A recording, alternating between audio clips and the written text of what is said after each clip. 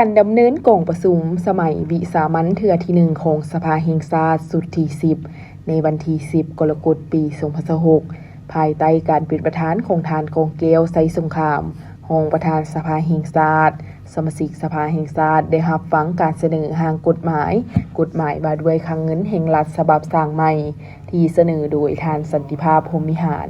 รองนายกรัฐมนตรีกระทรวงการเงิน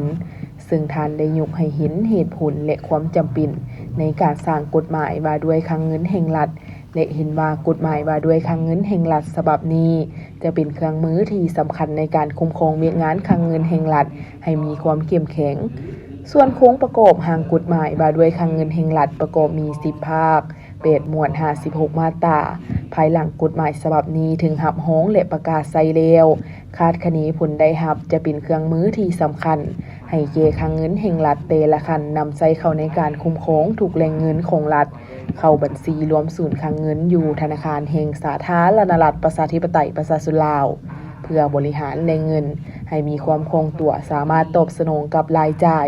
ถูกต้องตามกฎหมายระเบียบการและมีความโปร่งใสสามารถกวดสอบได้